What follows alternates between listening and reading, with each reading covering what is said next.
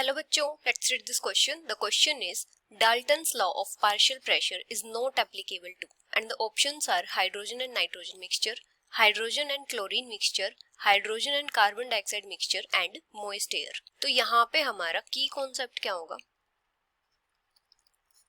अगर हम बात करें Dalton's law of partial pressure की, Dalton's law of partial pressure,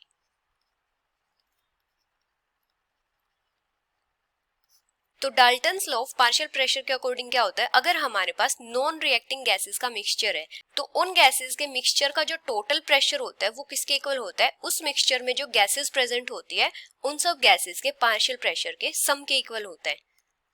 मतलब जो टोटल प्रेशर होगा मिक्सचर का वो किसके इक्वल होगा, जो गैसेस हैं वहां पे उनके पार्शियल प्रेशर्स के सम के इक्वल, जैसे P1 plus P2 plus P3 and so on.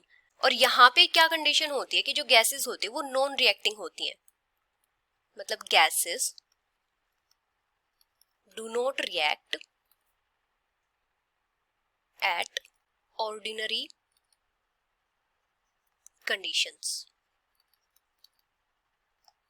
अभी हमें ऑप्शंस में क्या गिवन है, हाइड्रोजन और नाइट्रोजन का मिक्सचर गिवन है, तो ये दोनों गैसेस रिएक्ट नहीं करती हैं। सेकंड ऑप्शन में गिवन है हाइड्रोजन और क्लोरीन का मिक्सचर, तो जो हाइड्रोजन और क्लोरीन होती हैं ये दोनों रिएक्ट करके फॉर्म करती हैं हाइड्रोजन क्लोराइड।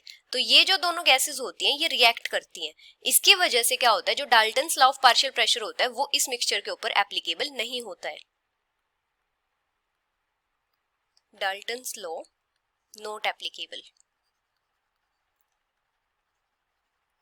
अभी थर्ड गिवन है हाइड्रोजन एंड कार्बन डाइऑक्साइड, तो ये भी दोनों रिएक्ट नहीं करती हैं। फोर्थ में गिवन है मॉइस्ट एयर, तो मॉइस्ट एयर में जो गैसेस होती हैं वो भी क्या करती हैं, रिएक्ट नहीं करती हैं। So the final answer is hydrogen and chlorine mixture, which is option B. Hope you understood it well. Best of luck.